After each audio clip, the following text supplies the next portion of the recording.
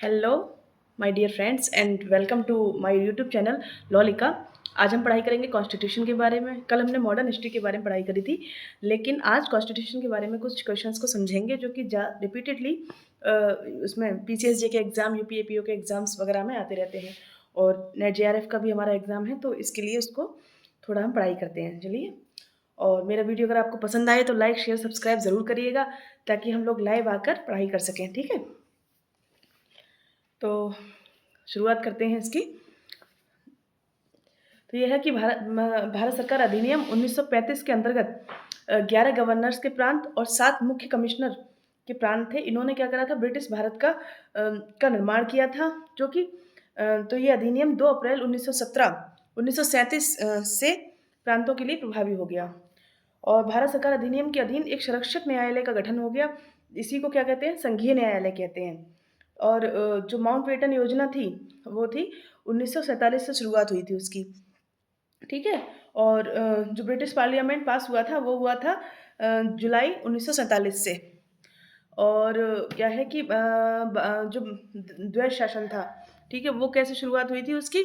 जो भारत सरकार अधिनियम 1919 था, उसके द्वारा भारत के प्रांतों में द्वैध शासन की स्थापना कर दी गई थी।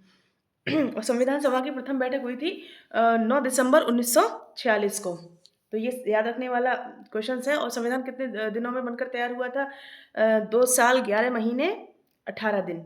तो संविधान सभा की प्रथम बैठक कब हुई थी? 9 दिसंबर 1946, जो कि आने वाला है। अब बस 9 दिसंबर मनाया जाएगा फिर। और संविधान सभा की प्रथम बैठक भी कब हुई थी? ये हुई थी संविधान सभा की प्रथम बैठक, जो कि 9 दिसंबर को बुलाई गई थी। इसकी अध्यक्षता किसके द्वारा की गई थी? ये क्वेश्चन आता है हमेशा। तो किसके द्वारा करी गई थी? श्री एस.एन. सिन्हा के द्वारा। और संविधान सभा के सदस्य कौन थे? ये थे प्रांतीय विधानसभाओं द्वारा चयनित जो लोग थे, वो संविधान सभा के सदस्य थे। और ये है कि मतलब किसकी सिफारिश पर संविधान सभा का गठन किया गया था? तो गठन किया गया था कैबिनेट मिशन प्लान के द्वारा। और संविधान बनाने वाली ड्राफ्ट कमेटी के अध्यक्ष कौन थे? ये थे बी.आर. अम्बेडकर। ठीक है, बी.आर. अम्बेडकर साहब। इसका मतलब बहुत ज़्यादा क्वेश्चन आता है ये, कि संविधान बनाने वाली ड्राफ्ट कमेटी के अध्यक्ष कौन थे? वो थे बी.आर. अम्बेडकर। ठीक है। तो 29 अगस्त 1947 को इस समिति का गठन किया गया था। और संविधान बनाने वाली ड्राफ्ट कमेटी के अध्यक्ष कौन कौन थे? बी.आर. अम्बेडकर। और जो सदस्य थे वो थे एन गोपाला स्वामी, और ये अल्लादी कृष्णस्वामी अय्यर, के एम मुंशी, और मोहम्मद शादुल्ला, डी.पी. खेतान और बी.एल. मित्तल। ठीक है, ये सब इसके सदस्य थे। और जो बी.एल. मित्तल थे, उनके स्थान पर एन माधव राव और डी.पी. खेतान की 19 मतलब इनको नियुक्त कर दिया गया था। और जो डी.पी. खेतान थे, उनकी 1948 में जब मृत्यु हो गई थी, तो उसके बाद में टी.टी. कृष्णामाचारी को मतलब क्या कर दिया गया था, इस समिति में शामिल कर लिया गया था। और संविधान सभा के संवैधानिक परामर्शदाता कौन थे? ये थे श्री बी.एन. राव। याद रखिएगा इस क्वेश्चन को, ये बहुत उलझाता है यहाँ पे, कि संविधान सभा के संवैधानिक परामर्शदाता कौन थे? वो थे श्री बी.एन. राव। इसमें कई आते हैं ऑप्शन, कि बी.आर. अम्बेडकर थे, बी.एन. राव थे, जवाहरलाल नेहरू थे। तो हमको मतलब हम लोग गलत चुन के आते हैं, उसको गलत सेलेक्ट कर देते हैं। तो इसमें क्या है कि श्री बी.एन. राव। और संविधान की प्रारूप समिति के समक्ष प्रस्तावना का जो प्रस्ताव था वो किसने रखा था? जवाहरलाल नेहरू ने। और इस मतलब है कि ये क्वेश्चन है, संविधान बनाने का काम कब पूर्ण हो गया था? तो ये मैंने अभी आपको बताया था, ये हुआ था 26 नवंबर 1949 को बनकर पूर्ण हो गया था। और इसको बनने में बताया था कि कितना समय लगा था? 2 साल 11 महीने 18 दिन। ठीक। और संविधान सभा के अध्यक्ष कौन थे? वो थे डॉक्टर राजेंद्र प्रसाद। संविधान सभा के सदस्यों का अंतिम रूप से हस्ताक्षर कब हुआ था? 24 जनवरी 1950 को। ये सारे क्वेश्चन आपके रिवीजन में बहुत ज़्यादा काम आएंगे, तो प्लीज़ इनको ध्यान से समझिएगा। ठीक है। और संविधान सभा के अध्यक्ष में संविधान पर हस्ताक्षर किया, तो वो किस दिन किया गया था? 26 नवंबर 1949। ठीक है, 26 नवंबर 1949 को क्या हुआ था? संविधान सभा के अध्यक्ष ने इस पर सिग्नेचर किया था। और ये बनकर कब तैयार हुआ था?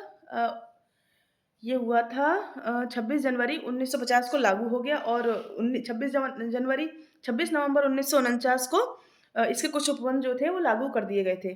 और ये है कि संविधान सभा ने राष्ट्रीय ध्वज तिरंगा को कब स्वीकार किया था? ये किया था 22 जुलाई 1947 को। 22 जुलाई 1947 को हमारे राष्ट्रीय ध्वज तिरंगा को स्वीकार कर लिया गया।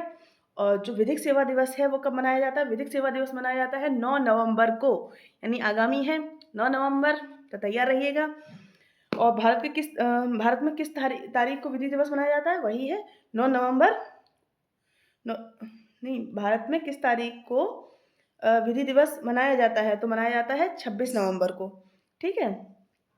और ये है कि हमारे संविधान में महत्वपूर्ण प्रस्ताव किसके किसके अंतर्गत आया था? वो आया था जो महत्वपूर्ण हमारे संविधान की प्रस्तावना में महत्वपूर्ण प्रस्ताव निम्न नाम के अंतर्गत आया। तो उसमें है ऑप्शन रहते हैं कि भारत के लोग, भारत का संविधान, या फिर भारतीय स्वतंत्रता अधिनियम 1947। तो किसके अंतर्गत आया? भारत के लोग, मतलब भारत के लोग ही संप्रभु हैं, मतलब भारत के लोगों को ज़्यादा महत्व दिया गया। तो हमारे संविधान की प्रस्तावना में महत्वपूर्ण प्रस्ताव आया था भारत के लोग के नाम के अंतर्गत। ठीक है। और विधिक संप्रभुता भारतीय संविधान में निवास करती है, ना कि भारत के लोग में। तो किस में निवास करती है? ये किसने कहा था? ये विचारधारा व्यक्त करी थी केशवानंद भारती के बाद में। ठीक है। तो है निम्नलिखित में से किस मामले में जस्टिस हिदायतुल्लाह ने ये कहा कि जो प्रस्तावना है वो संविधान की आत्मा है, शाश्वत और अटल है? तो किस में कहा था? ये था गोलकनाथ केस में। गोलकनाथ केस में क्या कहा गया था? हिदायतुल्लाह ने ये कहा, जस्टिस हिदायतुल्लाह ने ये कहा कि प्रस्तावना संविधान की आत्मा है, शाश्वत है और अटल है। और भारत में संप्रभु कौन है? हम भारत के लोग, मतलब हम भारत के लोग संप्रभु हैं। ठीक है। भारत में संप्रभु किसको माना जाता है? हम भारत के लोग। ये प्रस्तावना में लिखा गया है। प्रस्तावना में क्या है कि हम भारत के लोग, जो अर्थों का प्रयोग किया गया, इस अर्थ का प्रयोग किया गया है, उससे स्पष्ट होता है कि ये जो सत्ता है वो किस में निहित है? जनता में। ठीक है। तो डॉक्टर अंबेडकर के अनुसार भी यही हुआ था कि उन्होंने क्या कहा था? इस संविधान का आधार जनता है और इसमें निहित प्राधिकार और प्रभुसत्ता सब जनता से ही प्राप्त होती है। और भारतीय संविधान समर्पित है किसको? हम भारत के लोगों को।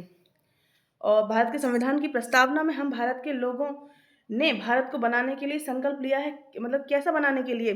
प्रभुता संपन्न, समाजवादी, पंथनिरपेक्ष और लोकतंत्रात्मक गणराज्य बनाने के लिए। ठीक है।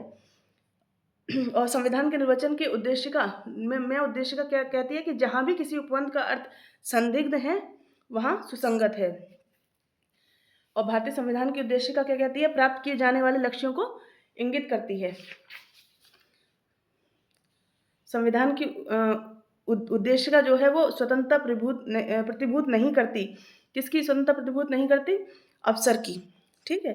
और भारत के संविधान में रचिताओं का मानस निम्नलिखित में से किस में प्रतिबिंबित होता है? बताइए। ये इंपॉर्टेंट क्वेश्चन है। उद्देशिका में, मौलिक अधिकार में, या राज्य की नीति निर्देशक तत्व में, या फिर मौलिक कर्तव्यों में? तो किस में होती है? उद्देशिका में। उद्देशिका में क्या होता है कि रचिताओं का मानस प्रतिबिंब होता है, यानी कि जो मतलब संविधान बनाने वाले व्यक्ति थे उनके मतलब उनके जो प्रयास उन्होंने किए थे उसको वो दर्शाता है। ठीक है।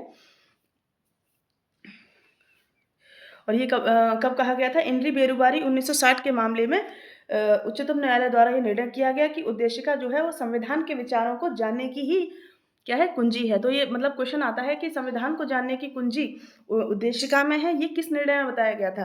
तो ये बताया गया था इनरी बेरुबारी 1960 के मामले में। और प्रश्न है कि किस संविधान संशोधन द्वारा संविधान की उद्देशिका में समाजवादी, पंथनिरपेक्ष शब्दों को जोड़ा गया?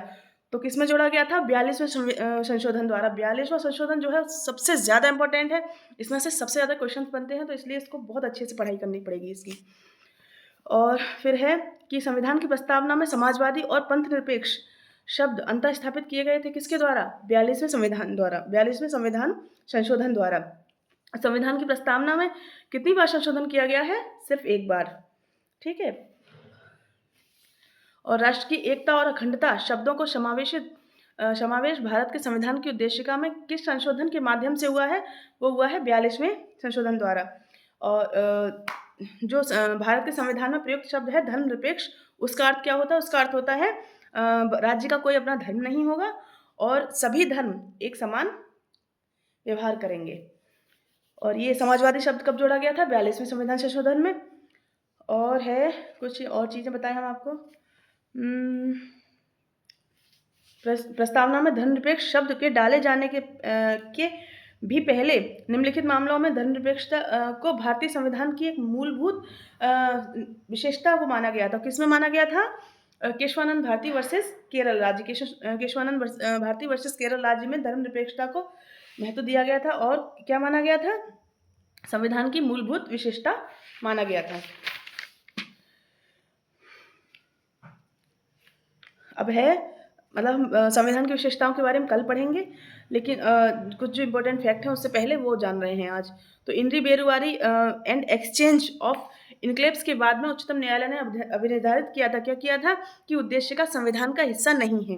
क्या कौन से केस में कहा था? इनरी बेरुवारी एंड एक्सचेंज ऑफ इनक्लेव्स में कहा था कि उद्देश्य का संविधान का हिस्सा नहीं है। और गोलकनाथ वर्सेस पंजाब राज्य में ये कहा गया था कि उद्देश्य का संविधान के आदर्शों और आकांक्षाओं का उल्लेख करती है। तो किसने कहा है इस चीज़ को? वो कहा है न्यायाधिपति सुब्बा राव ने।